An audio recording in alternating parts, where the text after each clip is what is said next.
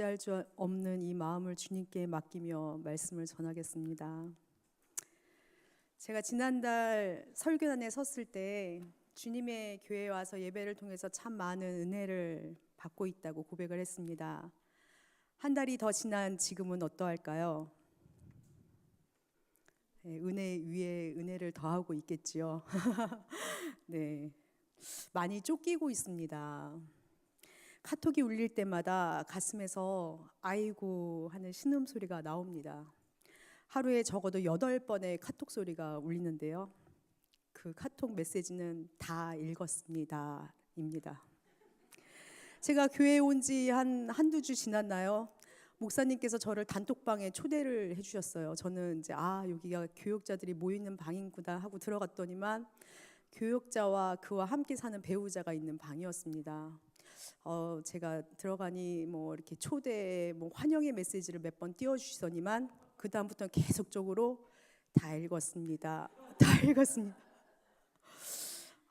이게 조금 이렇게 교회 이제 주일날 이야기들을 듣고 보니까 여기가 말씀 통독방이구나 이걸 알았어요. 저에게 누가 얘기를 해준 것도 아니고 이제 눈치를 챈 거죠. 그래서 이제 늦었지만 진도를 쫓아가기 시작했습니다. 근데 진도를 쫓아가다 보니 그날의 분량이 아침에 뜨는데 그 분량을 못 읽으니까 저는 다 읽었다라는 얘기를 못 하고 계속 이제 뒤쳐져서 이제 읽고 있는데 하루는 이제 저가 아무런 반응을 보이지 않자 목사님께서 이러한 메시지를 주셨습니다. 다른 분들도, 이 다른 분들이라는 것은 이제 저와 저희 남편을 아무런 반응이 없는 다른 분들도 밀린 부분은 나중에 보충하더라도 하루 분량부터 같이 읽었으면 좋겠네요. 그 메시지를 이제 딱 저라고 지적하진 않았지만 다 올라가고 안 올라오는 저와 남편을 가리켜 다른 분들도 이렇게 칭해 주셨습니다. 감사하게도. 못 읽은 거에 대한 진도도 나가야 되고 오늘의 분량도 읽어야 되고 또 마침 또 사순절이 기간이 껴서 복음서 말씀도 읽어야 되고 참 너무너무 바빴습니다. 근데 너무너무 감사하더라고요. 또 청년부를 가서 보니까 청년부 친구들이 시니어 청년부 제가 함께하고 있는 청년부인데 청년의 회복을 위해서 기도회를 해야 된다는 거예요. 그래서 우리 목사님 금요일 날 모여서 함께 기도했으면 좋겠습니다 하시더라고요. 청년들이 기도를 하자는데 그럼 목사가 주일날 와서 같이 모일 때 하죠 이렇게 얘기할 수는 없잖아요. 그래서 청년들이 모인다면 우리 금요 기도회를 같이 합시다. 그래서 함께 금요일 날 모여서 기도회를 하고 있습니다. 또 주일날에는 예배를 마친 후에 교육자 회의가 있습니다. 교육자 회의를 하고 나면 항상 목사님, 전도사님 이렇게 몇 분 안 되지만 같이 모여서 그 주에 교회 안에 있었던 교회 기도 제목들을 하나하나 불러가면서 그 제목을 갖고 통성기도하고 제목 갖고 통성기도하고 이렇게 기도를 하시더라고요. 저는 학부를 졸업하고 나서 바로 전도사 생활을 했기 때문에 굉장히 젊었을 때부터 사역을 시작을 했습니다. 그래서 참 많은 교회에서 사역을 했습니다. 그런데 저는 교육자 회의를 마치고 이렇게 교회에서 나눠졌던 여러 가지 내용들, 기도 제목들을 갖고 통성으로 기도하는 교육자 회의는 기억이 나지 않습니다. 주님의 교회는 제가 성도님들에게 말씀을 보세요, 기도합시다 하기 전에 목사인 저에게 성경 읽으세요, 기도합시다 라고 먼저 이야기를 해줍니다. 주님의 교회에서는 저에게 성경 보고 기도하는 일을 주셨습니다. 너무나도 감사합니다. 저는 한국에 있을 때 제가 지난번에도 한번 이야기를 잠깐 드렸는지 모르겠지만 저는 좀 큰 교회에서 장애인들을 위한 사회적 기업을 하나 운영을 했습니다. 거기서 제가 8명의 장애인 친구들과 함께 빵과 제과를 이렇게 만드는 일을 했습니다. 교회가 규모가 있다 보니까 생산량은 많고 그렇지만 장애인들이다 보니까 생산력은 떨어지고 그러다 보니까 이제 비장애인들 같이 하는 비장애인들이 그 생산되는 그 모든 것들을 좀 맡아서 해야 됐습니다. 밤을 새는 일도 많았고 참 일이 참 많았습니다. 그래서 저는 어떤 날은 참 기도하고 말씀 보고 이런 것들이 막 너무너무 그리운 날이 있었습니다. 그런데 하나님께서 그런 제 마음의 소원을 보시고 하나님을 저를 이 말씀과 기도를 쉬지 않는 우리 주님의 교회에 보내신 것 같습니다. 2달간의 교회 생활 끝에 저와 남편은 감히 이렇게 주님의 교회를 평가합니다. 주님의 교회는 기본이 탄탄한 교회이다. 중심이 바르게 세워진 교회이다. 심지어 저희 남편은 지난주에 이런 얘기를 하더라고요. 교인들이 다 전사 같아. 이런 이야기를 하더라고요. 그러고서는 사순절에 금식도 하고 나름대로 이 주님의 교회와 함께 어울리기 위해서는 그게 필요하다 생각을 했는지 금식도 하고 혼자 포도주도 홀짝홀짝 먹더니만 그거를 다 이렇게 싱크대에 부어버리고 저희가 한국에 있을 때 저희 남편이 제주도 사람이었고 제사를 드렸었습니다. 근데 어머님께서 저희 어머니가 뉴질랜드로 온다니까 제기로 쓰던 그릇이 가볍다고 가져가기도 쉬우니까 가져가서 쓰라고 그냥 주셨어요. 밥 먹을 때 쓰라고 밥 공기랑 국그릇을 가지고 왔는데 저희 남편이 그걸 다 버려버리더라고요. 그래서 내가 아니 국그릇과 밥그릇이 뭐가 죄가 있느냐, 그냥 밥을 담아먹는 그릇일 뿐인데, 근데 남편은 그래도 그것이 아닌 것 같다 이렇게 얘기를 하더라고요. 주님의 교회 교인이 되려고 무진장 애를 쓰는 네, 그런 모습을 볼 수 있었습니다. 이렇게 우리 교회와 같이 중심이 하나님께로 바로 선 청년 다윗이 오늘 본문 말씀의 주인공입니다. 저는 오늘 본문 말씀을 읽으면서 왜 하나님은 다윗을 선택하셨을까라는 물음을 던져보았습니다. 하나님께서 다윗을 선택하는 이야기는 16장에 처음 나옵니다. 사무엘상 16장 1절 말씀에 보면 거기에 다윗의 이야기가 처음 나옵니다. 하나님께서 사울을 불러 말씀하십니다. 너를 베들레헴 사람 이새에게로 보내리니 이는 내가 그의 아들 중에서 한 왕을 보았느니라. 한 왕을 보았느니라 라는 말로 다윗을 처음 소개하십니다. 사무엘이 그 이새의 집에 가서 아들들을 차례로 볼 때 하나님께서 또 말씀하십니다. 어떤 말씀을 하시죠? 다 아시는 말씀이죠. 이러니까 전사라는 이야기를 하는 거예요. 네, 7절에 사람은 외모를 보거니와 나 여호와는 중심을 보느니라. 좀 쉬운 영어로 해석된 영어 성경을 보니까 중심을 보느니라라는 말을 이렇게 풀었더라고요. 그 마음에 무엇이 있는가를 본다 이렇게 이야기를 하고 있더라고요. 하나님이 다윗을 선택했을 때 다윗은 어떤 위대한 영웅, 이건 어떤 특별한 일을, 뛰어난 일을 한 이가 아니었습니다. 한 가족의 8번째 아들로 태어나서 양을 치는 일을 하고 있었습니다. 하나님은 다윗의 어떠한 위대한 일을 해서가 아니라 다윗의 일상의 삶 속에서 그의 중심을 보고 만족해 하셨습니다. 그의 중심을 보고 저 정도면 나의 백성을 지도할 지도자가 될 수 있어 이렇게 생각을 하시고 내가 한 왕을 보았다라고 사무엘에게 말씀하십니다. 그 하나님을 만족해 한 다윗의 중심에는 무엇이 있었을까요? 하나님을 만족해 한 그 마음에는 무엇이 있었을까요? 오늘 본문 말씀을 보면 그 다윗의 중심이 잘 드러납니다. 골리앗과 싸우겠다고 나온 다윗의 꼴을 보고 걱정을 담아내는 사울 왕에게 다윗은 자신을 이렇게 소개합니다. 나는 양을 치는 목자입니다. 나는 양을 위하여 사자와 곰을 물리쳤습니다. 그때 하나님께서 저를 사자와 곰의 발톱에서 저를 건져내셨습니다. 나를 사자와 곰의 발톱에서 건져내신 하나님께서 오늘 저 블레셋 사람의 손에서도 건져내실 것입니다. 여기 바로 시편 23편 4절의 고백이 나옵니다. 내가 사망의 음침한 골짜기를 다닐지라도 해를 두려워하지 않을 것은 주께서 나와 함께 하심이라. 주의 지팡이와 막대기가 나를 안위하시나이다. 아멘. 그리고 그를 비웃는 골리앗에게 오늘의 말씀을 외칩니다. 아까 다 외우셨죠? 한번 사무엘상 17장 45절 말씀 함께 외워보도록 하겠습니다. 시작. 넌 칼과 창과 단창으로 내게 나오거니와 나는 만군의 여호와의 이름 곧 이스라엘의 군대의 하나님의 이름으로 아멘. 또 제가 못외웠군요. 너는 너의 힘으로, 너가 가진 힘으로 나오지만 나는 나와 함께 하신 하나님의 능력으로 나아간다라고 고백하고 있습니다. 다윗의 멋진 한판승이 벌어지죠. 사실 이 이야기는 제가 교육부에서 우리 친구들과 예배를 드리면서 참 많이 나누었던 이야기입니다. 게임으로도 하고 역할극으로도 하고 참 재미있게 나누었던 이야기입니다. 여기서 물매와 돌로 골리앗 장군을 이겼죠. 하지만 여기서 물매와 돌은 중요하지 않습니다. 아마 다윗이 맨손으로 나갔어도 그 전쟁의 승리는 다윗의 것이었습니다. 왜냐하면 하나님과 함께하였기 때문입니다.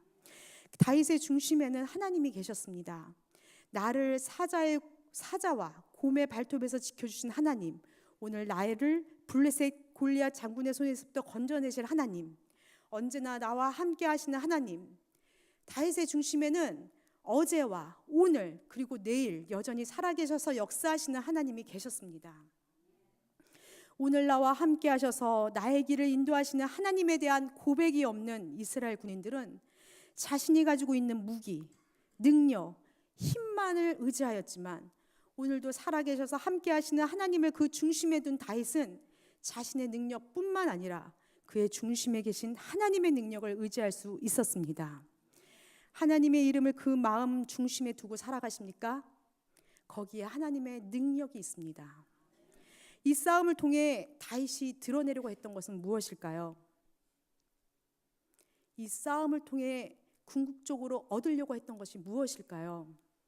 하나님입니다. 하나님의 이름입니다. 하나님의 존재와 그의 능력을 선포하는 싸움을 시작한 것입니다. 이 싸움은 다윗이 자신의 의, 자신의 믿음, 자신의 능력 이런 것을 드러내는 싸움이 아니었습니다. 그는 나를 살리시고 보호하시고 인도하시는 하나님, 나에게 생명을 주시는 하나님, 그 하나님을 드러내는 싸움이었습니다. 시편 91편 14절 15절 말씀을 함께 읽어보겠습니다. 하나님이 이르시되 그가 나를 사랑한즉 내가 그를 건지리라. 그가 내 이름을 안즉 내가 그를 높이리라. 그가 내게 간구하리니 내가 그에게 응답하리라. 그들이 환난을 당할 때 내가 그와 함께하여 그를 건지고 영화롭게 하리라. 아멘. 잠언 4장 8절 말씀도 함께 읽겠습니다. 그를 높이라. 그리하면 그가 너를 높이 들리라. 만일 그를 품으면 그가 너를 영화롭게 하리라. 하나님을 드러내기 위한 싸움, 하나님의 영광과 능력을 드러내는 싸움은 우리의 싸움이 아닌 하나님의 것입니다. 그 결과는 하나님께 영광이요, 그 영광은 또한 우리가 덧입게 되는 것입니다. 다윗의 중심이 하나님께로 향해 있었기 때문에, 다윗의 중심에 하나님이 계셨기 때문에 다윗은 하나님의 영광을 돌리는 삶을 살아낼 수 있었습니다. 우리의 중심은 어디에 있습니까? 하나님은 그 마음의 중심에 하나님을 둔 자를 찾으십니다. 그를 통해 일하시고 그를 통해 영광을 받으십니다. 그럼 내 마음의 중심이 하나님께로 향해 있는지, 내 마음에 하나님이 계시는지 어떻게 알 수 있을까요? 내가 열심히 기도하고, 내가 열심히 말씀 읽고, 내가 열심히 봉사하고, 내가 열심히 그런데 꼭 그런 것만은 아닐 수 있습니다. 사울왕은 게으른 왕이 아니었습니다.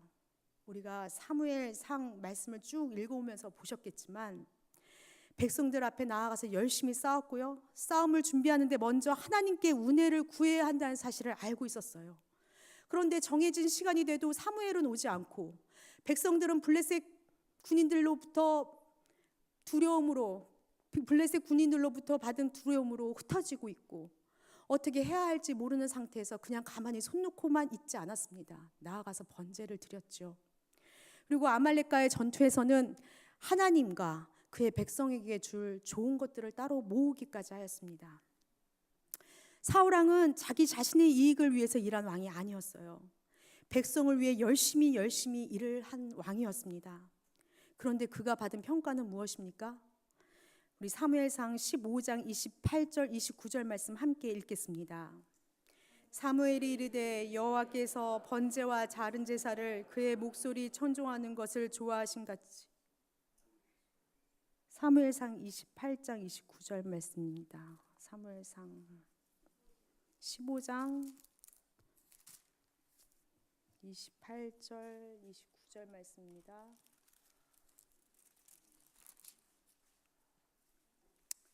죄송합니다. 22절 23절 말씀입니다. 죄송합니다. 제가 그럼 대신 읽겠습니다. 사무엘이 이르되 여호와께서 번제와 다른 제사를 그의 목소리 청종하시는 것을 좋아하신 같이 좋아하시겠나이까?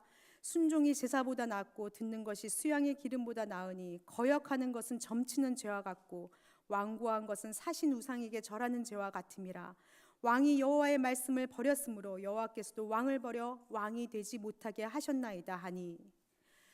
사울은 열심이 있었습니다. 그러나 그 열심의 중심에는 왕이 자리하고 있습니다.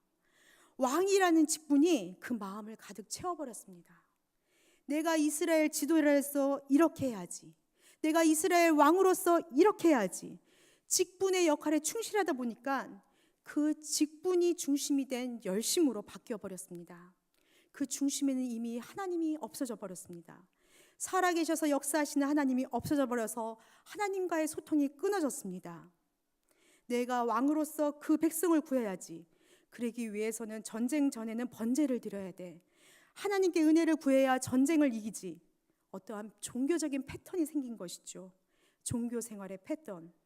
우리가 무슨 일을 당할 때든지 어떤 새로운 일을 행할 때든지 하나님께 먼저 기도해야지. 하나님께 기도해야지 이 일이 잘 풀리지. 지난주 목사님께서도 설교에서 말씀하셨습니다. 이런 것들은 다른 종교에도 다 있는 것이며 오히려 거기서 더 잘하고 있다고.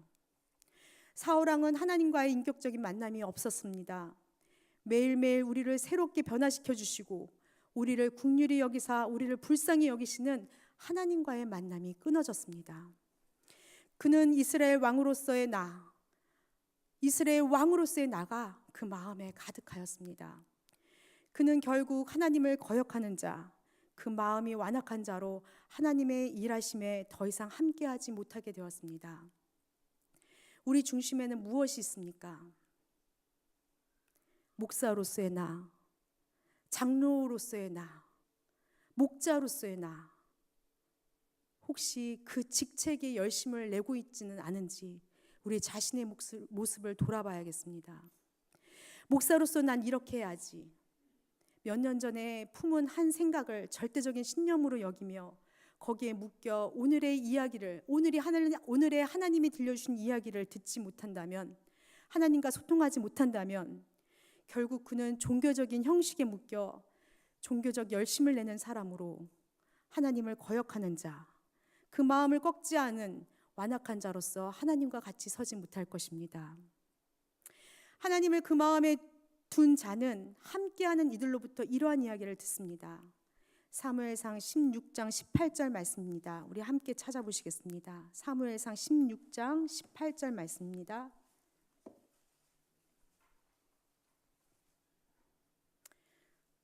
소년 중 한 사람이 대답하여 이르되 내가 베들레헴 사람 이새의 아들을 본즉 수금을 탈 줄 알고 용기와 무용과 구변이 있는 준수한 자라. 여호와께서 그와 함께 계시더이다 하더라. 아멘. 악신에 의해 범민하던 사울왕이 그의 악신을 떠나가게 해줄 한 사람을 소개받습니다. 어떠한 소년으로부터 한 사람을 소개받습니다. 그게 누구죠? 다윗이죠. 다윗을 소개할 때 이렇게 소개를 합니다. 내가 베들레헴 사람 이새의 아들을 본즉 수금을 탈 줄 알고 용기와 무용과 구변이 있는 준수한 자라. 여호와께서 그와 함께 계시더라. 다시 말하면 그는 당당한 사람이었으며 영혼을 치유하는 사람이었으며 위로자였으며 그는 또한 내가 보니 여호와께서 그 안에 계시더라. 여호와와 함께 하시더라 라고 다윗을 평하고 있습니다. 그 중심이 하나님께 있는 자는 하나님만 보는 것이 아니라 그와 함께 하는 사람도 그 중심이 하나님께 있음을 볼 수 있습니다. 우리 옆에 계신 분들에게 집사님을 보니, 권사님을 보니 하나님이 함께 계시는군요 라고 한번 이야기를 해봤으면 좋겠습니다.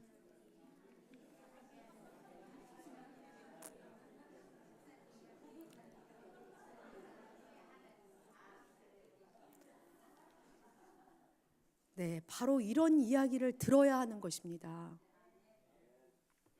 나 혼자의 열심을 가지고는 사울의 길을 갈 수도 있다는 것입니다. 나만 열심히 하면 되지 옆에 사람의 이야기가 뭐가 중요해? 중요합니다. 왜냐하면 우리 스스로는 우리를 잘 볼 수가 없기 때문입니다. 잘 볼 수가 없을 뿐만 아니라 전혀 정말 다른 나를 보고 있을 수도 있습니다. 누가 우리를 가장 잘 봐줄까요? 다 아시죠? 같이 살고 계시는 분이 나를 가장 잘 봐주십니다. 같이 사시는 분에게 당신을 보니 하나님이 당신과 함께 계시군요. 이런 이야기를 들으셔야 합니다. 저는 듣고 사냐고요? 네, 궁금하시면 개인적으로 와주시기 바랍니다. 저희 남편에게 물어보지 마시고 저에게 개인적으로. 같이 사는 이들에게 들어야 하고요. 목장 식구들에게 들어야 하고요. 우리 삶의 현장에서 이 이야기를 들어야 합니다. 아, 당신을 보니 당신 안에 하나님이 함께 하시는군요. 당신을 보니 하나님이 살아계심을 느껴지는군요. 당신을 보니 하나님을 한번 만나고 당신이 믿는 하나님을 한번 만나고 싶어집니다. 이런 고백들이 나와져야 합니다. 오늘 예배 이후에 저 집사님의 행동을 보니 중심이 영 틀렸어. 중심에 하나님이 계시지 않는구만. 이런 비판을 하고 이런 잣대를 가지고 우리가 서로 평가하자고 드리는 말씀이 아닙니다. 우리는 협력해서 선을 이루어가는 신앙의 공동체입니다. 저는 협력해서 선을 이루고자 애쓰는 주님의 교회에 이 신앙 공동체의 한 지태잼을 하나님께 감사드립니다. 하나님의 전사들과 함께 하게 하신 하나님께 감사를 드립니다. 우리가 함께 협력하여서 우리가 서로의 모습 속에서 하나님의 영광을 드러내는 것을 함께 고백하기를 간절히 바랍니다. 말씀과 묵상을 통해 또 기도를 통해 오늘도 우리에게 말씀하시는 하나님으로 인해 날마다 오늘의 찬양 속에서도 매일매일이라는 말씀이 나오잖아요. 찬양의 가사가 나오잖아요. 날마다 새롭게 태어나는 우리 모두 되기를 소원합니다. 그래서 우리가 서로의 모습을 보며 하나님은 살아계셔서 우리 가운데 역사하시는군요. 주님의 교회 가운데 역사하시는군요. 라는 고백을 하기를 소원합니다. 10년 전에 만난 하나님을 부여잡고 그 생각 속에 살아가는 나가 아니라 1년 전에 만났던 하나님과 관계를 부여잡고 살아가는 나가 아니라 한때 만들어 놓았던 종교적인 틀 속에 갇혀서 살아가는 나가 아니라 오늘도 살아계셔서 역사하시며 우리에게 말씀하시는 하나님 앞에 내 모든 것들을 맡겨드리고 하나님이 빚으시는 대로 나를 만들어가는, 새롭게 나를 만들어가는 그런 우리 모두 되기를 간절히 소원합니다. 그러할 때 하나님이 우리 중심을 보시고 만족해 하시며 이 땅에서 하나님의 영광을 높이는 사용에 들어 사용할 줄 믿습니다. 우리의 삶의 자리에서 하나님을 드러내며 그래 살아서 역사하심을 증거하는 우리 모두 되기를 축원합니다. 아멘. 우리 같이 찬송 한 장 하시고 함께 기도하는 시간 갖도록 하겠습니다.